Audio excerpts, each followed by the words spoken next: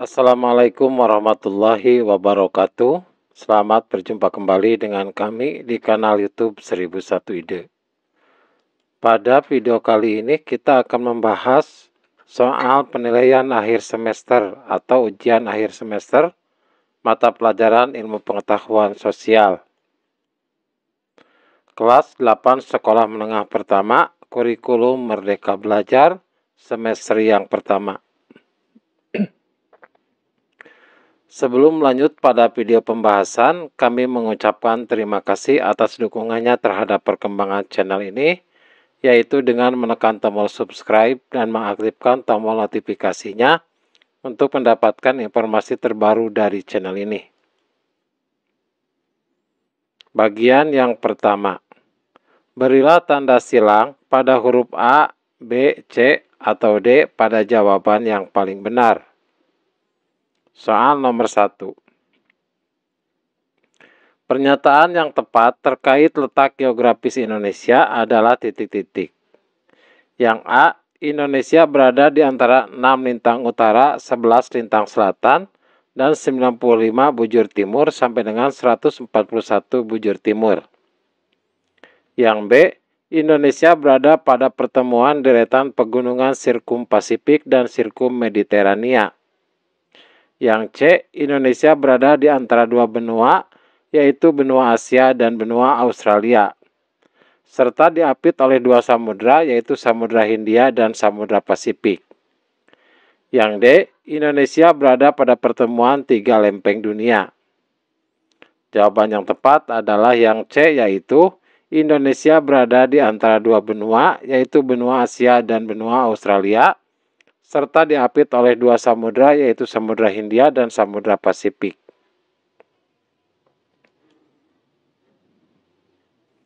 Soal yang kedua. Perhatikan pernyataan berikut ini.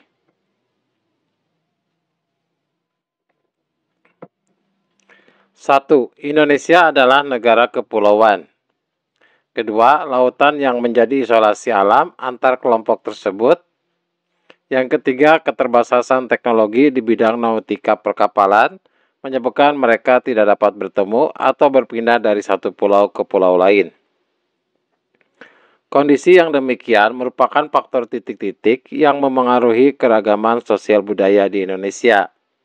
Pilihannya A. Isolasi geografis, B. Iklim, C. Letak geografis, dan D. Astronomis. Maka jawaban yang tepat adalah yang A, yaitu isolasi geografis.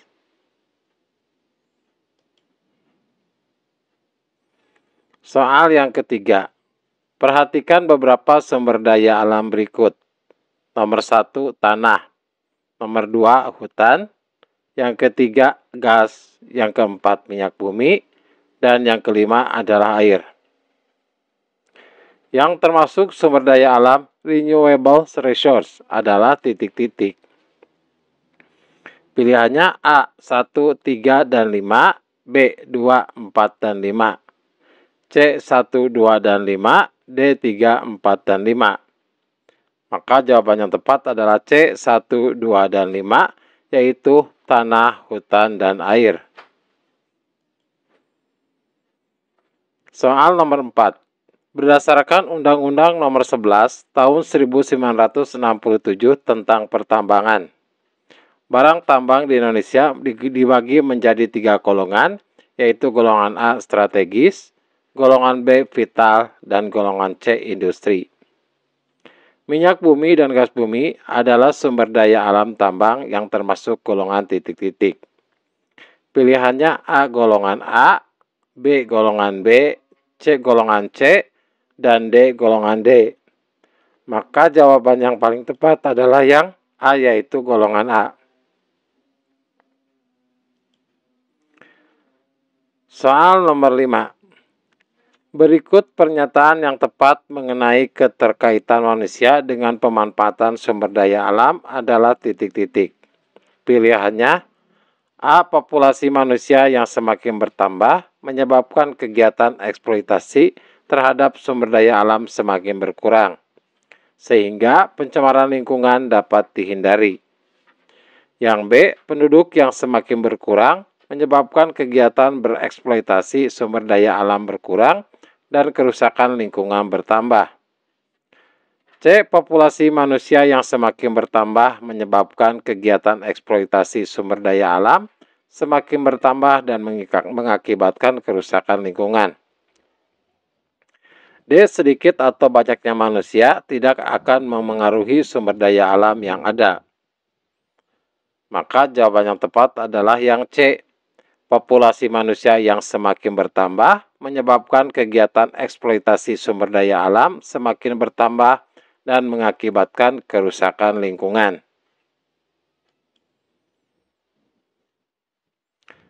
Nomor 6. Hutan dapat dibedakan menjadi beberapa jenis menurut fungsinya, yaitu sebagai berikut kecuali titik-titik. Pilihannya A. Hutan produksi, B. Hutan lindung, C. Hutan konservasi, dan D. Hutan hujan tropis. Jawabannya adalah yang D, yaitu hutan hujan tropis. Soal nomor 7. Diketahui bahwa negara Indonesia memiliki jumlah penduduk usia produktif atau 15-65 tahun yang banyak dan penduduk usia non-produktif yang rendah. Hal tersebut merepresentasikan angka beban ketergantungan yang rendah karena jumlah penduduk usia produktif lebih besar daripada usia non-produktif. Kondisi tersebut biasa disebut sebagai titik-titik. A. Ketimpangan sosial, B. Dinamika penduduk, C. Bonus demografi, dan D. Stratifikasi sosial. Jawabannya adalah yang C, yaitu bonus demografi.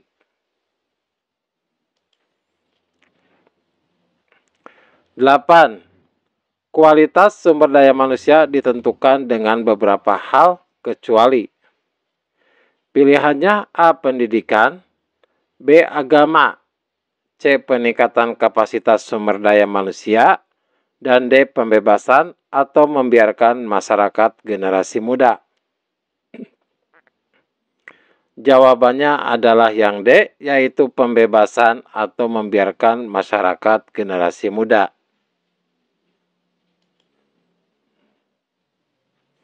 9. Berikut indikator yang menunjukkan pengembangan, terutama dalam pembangunan sumber daya manusianya adalah indeks titik-titik. Pilihannya A. Harapan hidup, B. Melek huruf, C. Pembangunan manusia, dan D. IPM, D. Kemampuan daya beli. Maka jawaban yang tepat adalah yang C, yaitu indeks pembangunan manusia atau IPM. 10. Human Development Report atau HDR merupakan mengelompokkan negara di dunia menjadi 4 kelompok berdasarkan IPM. Berdasarkan laporan yang dikeluarkan oleh UNDP pada tahun 2014 dan 2013, Indonesia berada pada peringkat 108 atau termasuk dalam kelompok titik-titik. Pilihannya A. Sangat tinggi, B. Tinggi, C. Sedang, dan D. Rendah. Maka jawaban yang tepat adalah C, yaitu sedang. 11. Aturan atau kaidah yang menjadi pedoman tingkah laku disebut titik-titik. Pilihannya A. Larangan, B. Undang-undang, C. Sanksi, dan D. Norma. Jawaban yang tepat adalah yang D, yaitu norma.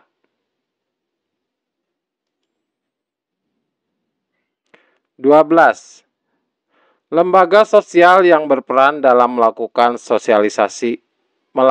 sosialisasi pertama pada anak sehingga membentuk kepribadian individu yang dapat memanfaatkan sumber daya alam yang ada dengan baik dan benar adalah lembaga titik-titik.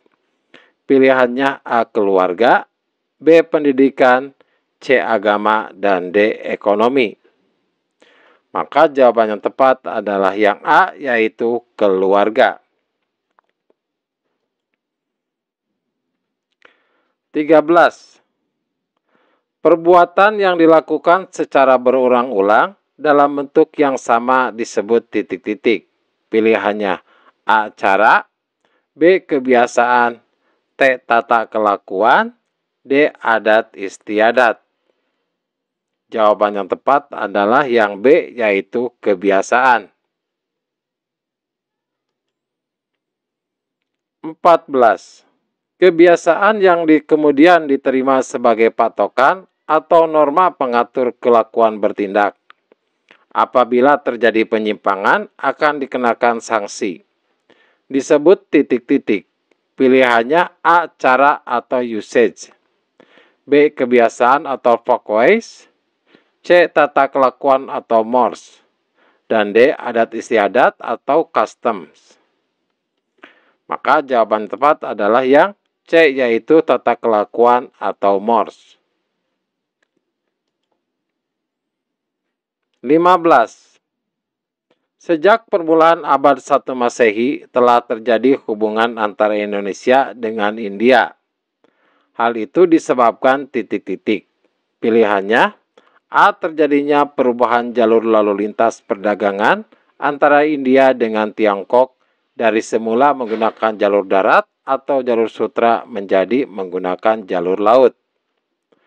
B. Letak Indonesia di tengah jalur lalu lintas perdagangan India dengan Tiongkok. C. Kerajaan-kerajaan besar India memperluas wilayah kekuasaannya sampai ke Indonesia. Dan D. Indonesia adalah wilayah tujuan dagang para pedagang India. Jawabannya adalah yang A. Terjadinya perubahan jalur lalu lintas perdagangan antara India dengan Tiongkok. Dari semula menggunakan jalur darat atau jalur sutra menjadi menggunakan jalur laut. 16. Candi adalah salah satu contoh bentuk akulturasi budaya Hindu-Buddha dengan budaya asli Indonesia. Karena bentuk candi di Indonesia merupakan titik-titik. Pilihannya A. Tiruan berupa stupa dari India, B. Tiruan pundek berundak dari India, C. Gabungan bentuk stupa dan punden berundak dari India, D. Gabungan bentuk stupa India dengan punden berundak dari Indonesia. Jawabannya adalah D. Gabungan bentuk stupa India dengan punden berundak dari Indonesia. 17. La Nina merupakan pola cuaca yang rumit dan kompleks yang terjadi setiap beberapa tahun sekali. Dampak La Nina yang dirasakan oleh negara Indonesia adalah titik-titik. Pilihannya A. Terjadinya musim hujan sepanjang tahun, B. Peningkatan akumulasi jumlah curah hujan bulanan, C. Meluasnya kebakaran hutan dan asap yang ditimbulkannya, D. Curah hujan di sebagian besar wilayah Indonesia berkurang. Jawabannya adalah B. Peningkatan akumulasi jumlah curah hujan bulanan.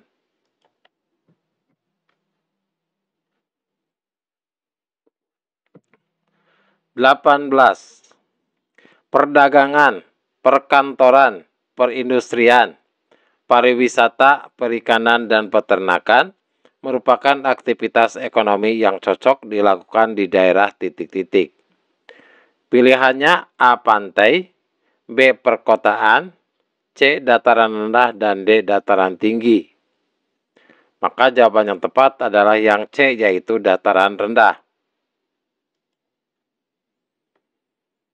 19. Depresi kontinental adalah salah satu bentuk muka bumi. Yang dimaksud depresi kontinental adalah titik-titik. Pilihannya A. Daerah yang memiliki ketinggian 0 hingga 200 meter di atas permukaan air laut. B. Dataran tinggi yang terdiri dari gunung-gunung berbaris sehingga membentuk gugusan. C. Bagian permukaan bumi yang lebih tinggi dibandingkan daerah di sekitarnya dengan ketinggian kurang dari 600 meter di atas permukaan air laut. Dan D. Wilayah dataran yang mempunyai ketinggian di bawah permukaan laut atau berada lebih rendah dari permukaan laut. Maka jawabannya adalah D. Wilayah dataran yang mempunyai ketinggian di bawah permukaan laut atau berada lebih rendah dari permukaan laut. Soal nomor 20. Perdagangan antar pulau dapat menjadi salah satu cara untuk mempersatukan setiap pulau yang ada di Indonesia. Berikut termasuk manfaat dari perdagangan antar pulau di Indonesia, kecuali titik-titik. Pilihannya: A. Meningkatkan produktivitas produsen. B. Memperluas kesempatan kerja bagi masyarakat. C. Menyediakan alternatif alat pemuas kebutuhan konsumen. Dan D. Membuat harga barang semakin melambung tinggi. Jawabannya adalah yang D. Membuat harga barang semakin melambung tinggi. 21. Di bawah ini faktor yang memengaruhi dinamika penduduk kecuali titik-titik. Pilihannya: A. Natalitas, B. Mortalitas, C. Migrasi, dan D. Kualitas penduduk. Maka jawabannya adalah D, yaitu kualitas penduduk. 22. Wujud kebudayaan fisik yang berupa hasil dari aktivitas, perbuatan dan karya semua manusia dalam masyarakat berupa benda-benda atau hal-hal yang dapat diraba, dilihat, dan didokumentasikan adalah wujud kebudayaan berupa titik-titik. Pilihannya adalah A. Ide atau gagasan, B. Biografi, C. Karya atau artefak, D. Tindakan atau aktivitas. Maka jawabannya adalah C. Karya atau artefak. 23. Pekerjaan pemilik bengkel, petani, penjual di pasar, dan pelaku usaha mandiri lainnya adalah contoh pekerjaan titik-titik. Pilihannya: A. Utama, B. Sampingan, C. Formal, dan D. Non-formal. Maka jawaban yang tepat adalah yang D, yaitu non-formal. 24. Perhatikan beberapa dampak sosial berikut. 1. Mempercepat tingkat perubahan sosial masyarakat. 2. Berkurangnya solidaritas kelompok. Ketiga, meningkatkan integrasi sosial. Keempat, terjadinya konflik. Dampak positif dari adanya mobilitas sosial ditunjukkan oleh angka titik-titik. Pilihannya A1 dan 2, B1 dan 3, C2 dan 3, D3 dan 4. Maka yang jawaban tepat adalah B1 dan 3. 25. Seorang dokter menjadi anggota IDI atau Ikatan Dokter Indonesia. Dalam mobilitas sosial, saluran yang digunakannya adalah titik-titik. Pilihannya A. Organisasi keahlian atau profesi, B. Organisasi politik, C. Lembaga pendidikan, dan D. Organisasi ekonomi. Jawaban yang tepat adalah A. Organisasi keahlian atau profesi. 26. Di bawah ini adalah ciri-ciri bentuk bangunan masjid hasil alkulturasi atau pencampuran antara budaya Islam dan budaya yang telah berkembang sebelumnya, kecuali titik-titik. Pilihannya A. Tidak memiliki menara, B. Atapnya berupa atap tumpang, C. Atap masjid masih diberi mustaka, dan D. Memiliki menara. Jawabannya adalah yang D. Memiliki menara. 27. Islam yang berkembang pesat di Nusantara menyebabkan banyaknya kerajaan Islam yang berdiri di berbagai wilayah Indonesia. Kerajaan Islam yang pertama kali berdiri di Indonesia adalah titik-titik. Pilihannya A. Perlak, B. Samudra Pasai, C. Aceh, dan D. Demak. Maka jawabannya adalah D, yaitu Demak. 28. Jalur penyebaran Islam di Indonesia terjadi melalui pernikahan, pendidikan, perdagangan, dakwah, dan kesenian. Tokoh penyebar agama Islam yang sering menggunakan kesenian tradisional untuk mengajarkan Islam di Nusantara, khususnya di Tanah Jawa adalah titik-titik. Pilihannya A. Tokoh nasional, B. Kerajaan Sriwijaya, C. Wali Songo, dan D. Raja Jawa. Jawabannya adalah C, yaitu Wali Songo. 29. Kondisi geografis Indonesia pada masa perkembangan Islam adalah sebagai berikut, kecuali titik-titik. Pilihannya A. Pertumbuhan kota-kota pesisir, B. Pertumbuhan jumlah penduduk, C. Migrasi, dan D. Semakin luasnya lahan pertanian. Jawabannya adalah yang D, yaitu semakin luasnya lahan pertanian. Soal nomor 30. Perhatikan beberapa pernyataan berikut. 1. Syarat untuk masuk agama Islam sangat mudah, yaitu hanya dengan mengucap 2 kalimat syahadat. 2. Terdapat paksaan dari raja untuk memeluk agama Islam. Yang ketiga, agama Islam tidak mengenal sistem kasta. Yang keempat, proses penyebaran agama Islam di Indonesia dilakukan secara damai tanpa kekerasan. Yang kelima, memiliki banyak upacara tradisi yang mengharuskan keikutsertaan dari masyarakat. Penyebab mudahnya penyebaran agama Islam ditunjukkan oleh angka titik-titik. Pilihannya A. 1, 2, dan 4, B. 1, 3, dan 4, C. 1, 2, 3, dan 5, D. 3, 4, dan 5. Jawabannya adalah yang B, 1, 3, dan 4.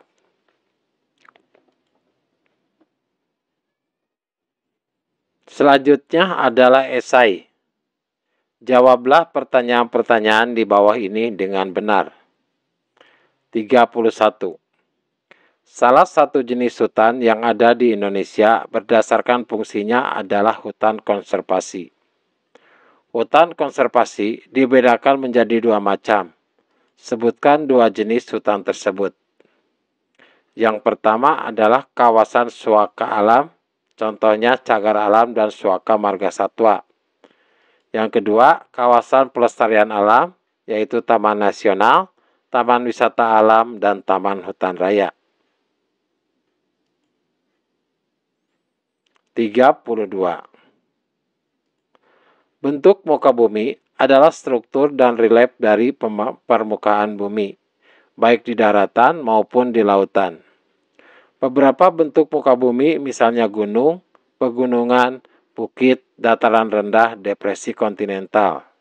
Seperti apakah ciri-ciri dataran rendah? Dataran rendah adalah suatu dataran daerah yang memiliki ketinggian 0-200 meter di atas permukaan air laut. Dataran rendah memiliki karakteristik umum berupa tingkat kesuburannya yang tinggi karena hasil endapan atau aluvial. 33. Sebutkan peran dan fungsi keragaman budaya dalam nasional. Jawabannya, 1. Sebagai daya tarik bangsa asing. Yang kedua, mengembangkan kebudayaan nasional. Yang ketiga, tertanamnya sikap toleransi. Yang keempat, saling melengkapi hasil budaya. Dan yang kelima, mendorong inovasi kebudayaan. 34. Migrasi nasional terjadi menjadi 4, yaitu transmigrasi, urbanisasi, ruralisasi, dan sirkulasi. Jelaskan. Maka jawabannya adalah transmigrasi, yaitu perpindahan penduduk dari pulau yang padat ke pulau yang jarang penduduknya. Yang kedua, urbanisasi, yaitu perpindahan dari desa ke kota. Yang ketiga, ruralisasi, yaitu perpindahan dari kota ke desa. Dan yang keempat adalah sirkulasi, yaitu perpindahan penduduk yang tidak menetap atau tinggal sementara waktu di daerah tujuan. 35. Pencapaian tujuan pembangunan nasional sangat dipengaruhi oleh kualitas sumber daya manusia. Sebutkan hal-hal yang menentukan kualitas sumber daya manusia. Yang pertama pendidikan, yang kedua agama, yang ketiga peningkatan kapasitas sumber daya manusia, yang keempat pengembangan generasi muda. 36. Berdasarkan umur, jenis kelamin, dan karakteristik penduduk, terdapat 3 jenis piramida penduduk, yaitu titik-titik. Yang pertama, piramida penduduk muda atau ekspansif. Angka kelahiran tinggi dan angka kematian rendah sehingga mengalami pertumbuhan penduduk yang cepat. Yang kedua, piramida penduduk dewasa atau stasioner. Pertumbuhan penduduk seimbang antara angka kelahiran dan angka kematian. Yang ketiga, piramida penduduk tua atau konstruktif. Angka kelahiran mengalami penurunan dan tingkat kematian rendah. 37. Sebutkan 4 peninggalan kebudayaan Hindu-Buddha di Indonesia. Yang pertama, candi. Candi terdiri dari 3 bagian, yaitu kaki, tubuh, dan atap. Contohnya Candi Dieng, Candi Borobudur, dan Candi Mendut. Yang kedua, seni pahat dan seni ukir. Seni pahat hubungannya dengan patung dewa. Hiasan relief pada candi menceritakan cerita dari kitab keagamaan. Yang ketiga, barang-barang logam. Pada umumnya berupa arca logam yang berukuran kecil. Yang keempat, kesusastraan. Ditinjau dari isinya terdiri dari tutur atau kisah keagamaan dan kitab-kitab uraian sejarah.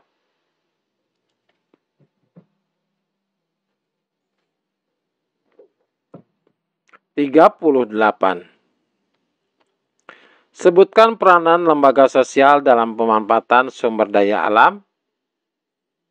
Yang pertama, lembaga keluarga. Memberikan pemahaman dan pembiasaan yang baik agar menggunakan sumber daya alam secara arif. Yang kedua, lembaga agama. Berperan dalam pemanfaatan sumber daya alam dengan cara menyeimbangkan kehidupan manusia antara dunia dan akhirat. Yang ketiga, lembaga ekonomi.